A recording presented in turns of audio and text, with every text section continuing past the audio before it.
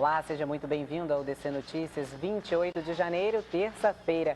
Há menos de uma semana para o início das aulas, o Detran reforça a vistoria nos transportes escolares. E veja também. Servidores da Receita encontram veículo carregado de cigarros contrabandeados em hotel da cidade. Blitz em Foz cobra multas de estrangeiros. E atenção, microempreendedores, o prazo para a declaração já começou. É agora no DC Notícias.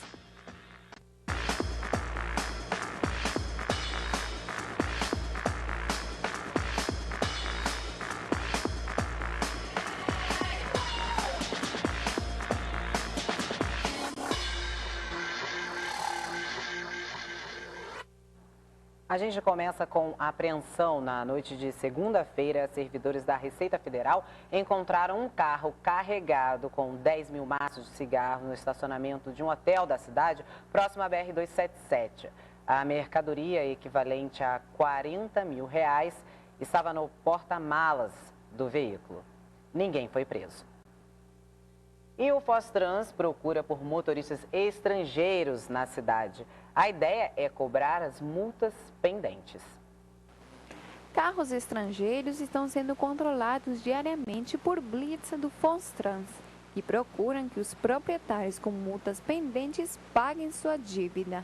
As blitz são realizadas em horários diferenciados para não transtornar o trânsito e a atuação é de 30 em 30 minutos. E o DC Notícias está de volta com um recado para os microempreendedores. O prazo para a declaração do Simples Nacional já começou e é preciso ficar atento para não perder os benefícios. Os microempreendedores individuais, conhecidos como MEI, são pessoas que trabalham por conta própria. E um estímulo criado pelo governo federal que traz uma série de vantagens, como isenços tributários, é a declaração anual. Essa declaração anual ela é uma comprovação de que ele esteve dentro dos critérios que se enquadram um microempreendedor individual no exercício anterior. É uma declaração de que ele afirma que não teve um faturamento superior a R$60 mil no ano anterior, no exercício anterior, e também declara não ter tido mais do que um funcionário. Esses são os enquadramentos que ele precisa atender para se manter como um microempreendedor individual, essa nova categoria de empresa criada pelo governo federal lá desde 2006. Em todo o Paraná, mais de 194 mil empresários devem fazer a declaração neste ano. A data para ser feita a declaração anual de microempreendedor individual é até o dia 30 de maio. Mas quem pagar até o dia 20 de fevereiro não pagará juros e nem multa. A declaração pode ser feita em vários lugares e pelo site. E vamos à previsão. As áreas de instabilidade continuam na fronteira. Acompanhe. Para essa terça, o clima segue abafado. Tempo aberto no fim da tarde e à noite, máxima de 36 e mínima 23 graus. Quarta-feira com muitas nuvens e possibilidade de chuva à noite, máxima 36 e mínima 22. E quinta-feira sem chuva, com sol e poucas nuvens, máxima 34 e mínima 22 graus. E agora a gente volta a falar mais uma vez de fiscalização no trânsito. Falta pouco para o início das aulas e o Detran reforça a vistoria nos transportes escolares da cidade. As inspeções são realizadas de segunda a sexta. As vistorias não precisam ser marcadas e não têm um prazo definido, mas devem ser realizadas 2 vezes por ano. A inspeção deve ser realizada a cada 6 meses. Primeiro, o proprietário de veículos escolares ele precisa passar pelo Fostrans, que é o Instituto Municipal de Trânsito responsável por emitir o alvará. Então lá ele tem que apresentar, ele tem que ser maior de 21 anos, ele não pode possuir pontos na carteira, ele tem que estar habilitado, passar por um curso especializado que é conduzir transportes escolares, para depois ele vir até o Fostrans e fazer a inspeção do veículo. O motorista deve ficar atento ao vencimento da autorização.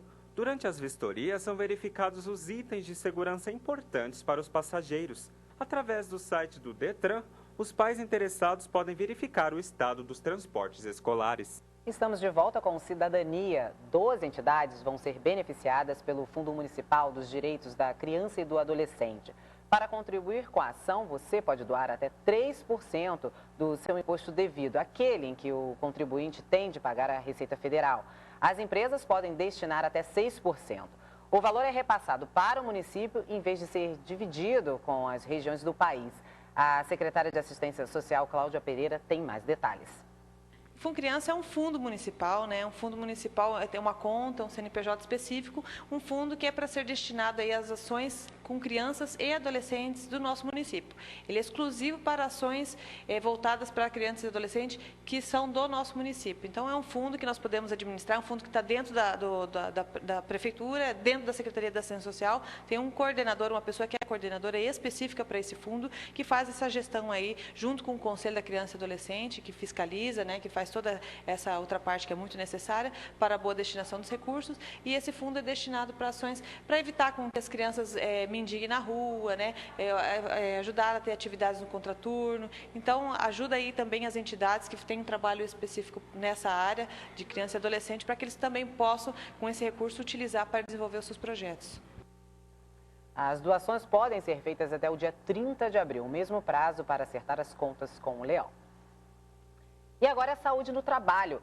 Ficar horas numa mesma posição faz parte da rotina de muita gente, principalmente quem fica na frente de um computador. O fisioterapeuta alerta que é preciso postura para evitar desconforto e até problemas mais graves. Ficar horas sentado na frente de um computador pode causar dores no corpo.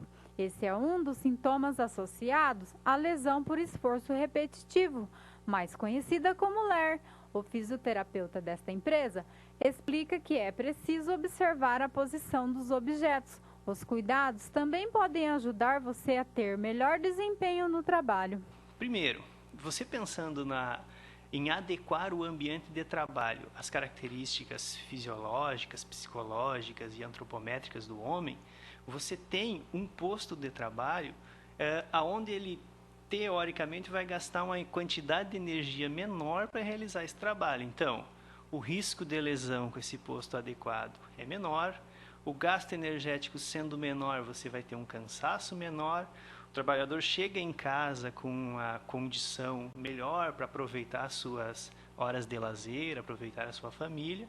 Além disso, a ergonomia também trabalha na questão organizacional do trabalho, que é você reduz o retrabalho do indivíduo. Então, aquilo que às vezes ele tem que fazer 3, 4 vezes, se você organizar melhor esse trabalho, ele vai fazer numa menor quantidade de vezes, automaticamente cansa menos.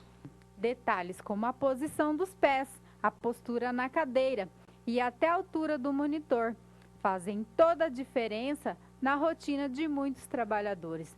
O fisioterapeuta orienta ainda sobre como você pode ter mais conforto quando estiver sentado. Quando se faz o ajuste de um posto de trabalho, várias coisas têm que ser levadas em consideração. A posição de todas as articulações do corpo, elas devem ser pensadas. Então, nós temos que ter, no mínimo, uma cadeira que possibilite alguns ajustes. Ajustes na sua altura, ajustes na angulação do encosto da coluna. Tudo isso a gente precisa ter em uma cadeira, além de bordas arredondadas. É uma cadeira que, no mínimo, atenda a uma norma regulamentadora chamada NR17, do Ministério do Trabalho, que é a norma regulamentadora que fala sobre ergonomia e fala sobre cadeiras. Os pés eles devem estar em contato com o solo. Quando a gente sobe para os joelhos, a gente deve pensar que os joelhos devem ficar em uma flexão, eles devem ficar flexionados em torno de 90 graus. Não devem estar encostados na borda da cadeira, porque se aumenta diminui esse ângulo de flexão, ou se eles estão encostados na borda da cadeira, reduz a circulação sanguínea, a quantidade de sangue que passa por essa articulação, a gente pode ter pés inchados, dores nos pés. As costas, elas devem estar toda ela no encosto de cadeira, então o empregado deve encostar na cadeira e os ombros relaxados. E aí, quando a gente fala em ombros relaxados, também temos que pensar na altura da mesa. Então, o que é ideal? O ideal é que a gente ajuste a altura da cadeira e tenha uma mesa que também possa ser ajustada à sua altura. E a gente fica por aqui, mas continua pela internet. É só acessar o site udc.edu.br. Para ajudar com a nossa produção, envie para a gente sugestões ou flagrantes para o e-mail assessoriaudc@udc.edu.br. A gente se vê amanhã a partir das 6 horas da tarde. Até quarta.